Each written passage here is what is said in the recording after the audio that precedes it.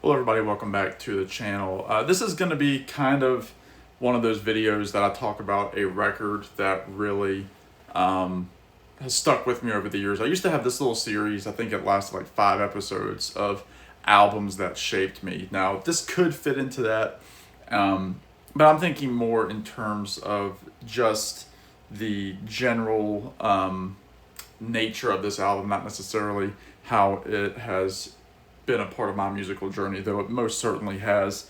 And as you can tell by the title, the album in question is Paul Simon's Graceland, released in 1986. This is his seventh album as a solo artist, I believe.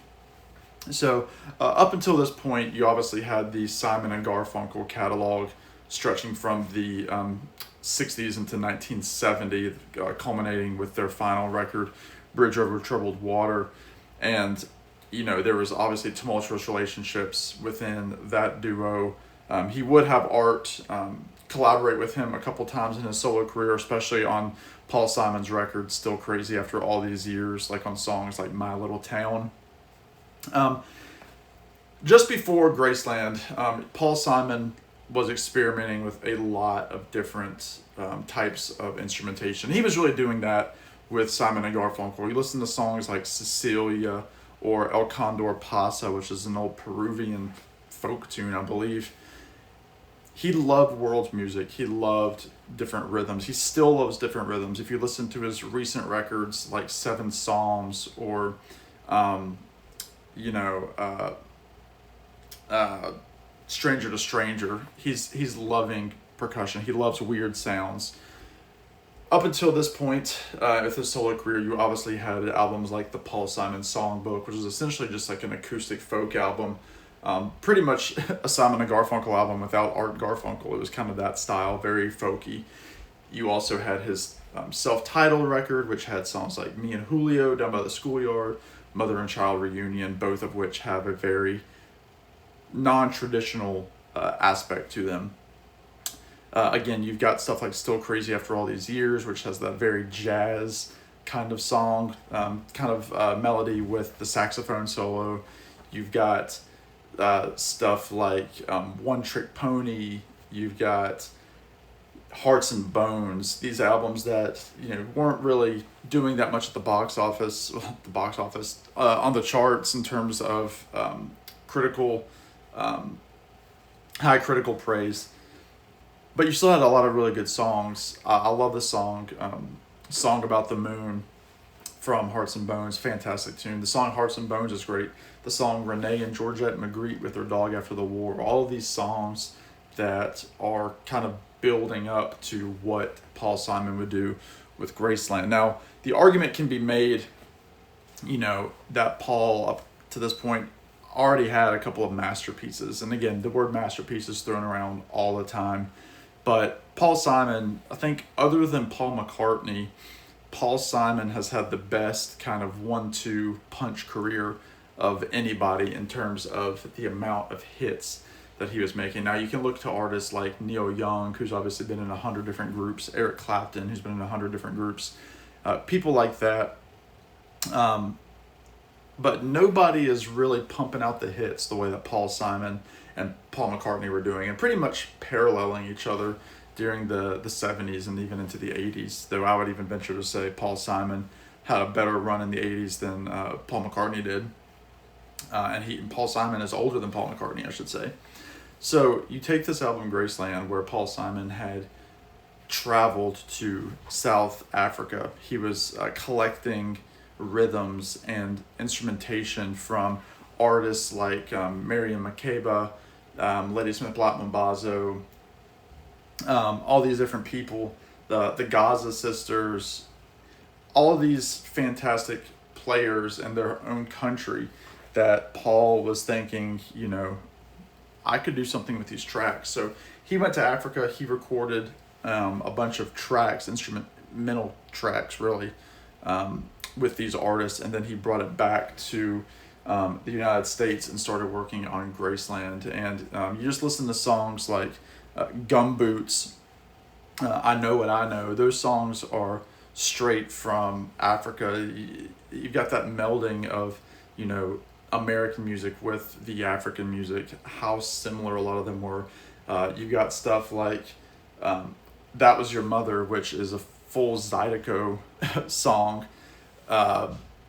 straight from New Orleans. But if you listen to a song like I Know What I Know or Gumboots, that could also fit into the Zydeco American world, which obviously has its influences in the Creole culture and African instruments, that sort of thing. All that to say, this album is the definitive melting pot record. It is the record that cemented Paul Simon, I think, as a absolute brilliant artist. Now, again, as I was saying, he was paralleling Paul McCartney. This might be, in terms of his solo career, the masterpiece album. Again, look at Simon and Garfunkel. You've got albums like Bookends, which a lot of people consider to be their best album. You've got Bridge Over Troubled Water, which every song on that is just fantastic. Every song is fantastic. And then with his solo career, you've got There Goes Rhymin' Simon, which has some great songs on it, like Kodachrome, Loves Me Like a Rock. Again, still crazy after all these years. Fantastic tunes on that record as well. Late in the Evening, from One Trick Pony.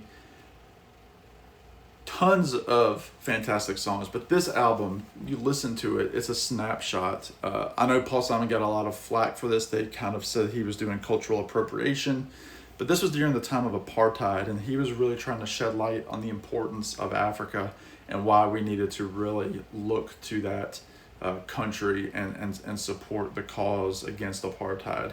That was obviously a huge thing during this time. You had songs like We Are the World, Do They Know It's Christmas Time, like that kind of thing. Africa was really, the light was really being shown on Africa with the AIDS epidemic, with hunger, with malaria, all of these different things, and artists were really passionate about it. And Paul obviously gave his very, very famous concert, the Graceland concert, and played pretty much the whole record with these people, and then eventually ended up taking many of these musicians on the road with him, and some that are still even playing with him. Who is it? Bagiti Kumalo playing bass, who he has that great bass line on You Can Call Me Al, which is on this record. Again, so many songs on here that define Paul Simon. Again, You Can Call Me Al, Diamonds in the Soles of Her Shoes were concert staples. The title track, Graceland, which Paul Simon himself said was the best record he ever made, was that song, Graceland. And it's just a perfect song. It sets the theme of the record, even though it's song number 2 after Boy in the Bubble, which Boy in the Bubble is one of those just fantastic. It's got a political charge to it, but it's also got a catchiness to it, and he was so good about doing stuff like that. But the song Graceland, with the Everly Brothers doing the background harmonies on there, is just one of those songs that just, it captures such a feel, and it just makes you feel so good. I mean, you listen to the guitar on that, it's just taking its time. The chorus is fantastic. That song starts by a father and son traveling to see Elvis's Graceland in Memphis, because he says, I'm going to Graceland, Memphis, Tennessee. But that's the only time he says Memphis, Tennessee. And then he keeps singing Graceland like it's become this whole another thing. It just, again, fantastic. You listen to the song Homeless with Ladysmith Black Mambazo, just this beautiful a cappella African melody, and just, again, a song about homelessness and these people having value and worth. It's just so good. Under African Skies, the beautiful duet with Linda Ronstadt on the record, but really a lot of people think the definitive version is the version he does at the Graceland concert with Miriam Makeba. He also has Hugh Masekela at that concert, the famous jazz trumpeter who had the big song Grazing in the Grass. He plays on the Byrds, So You Want to Be a Rock and Roll Star. He was a massive musician who was affected and I believe arrested during apartheid for his political statements. So there's a lot to unpack here.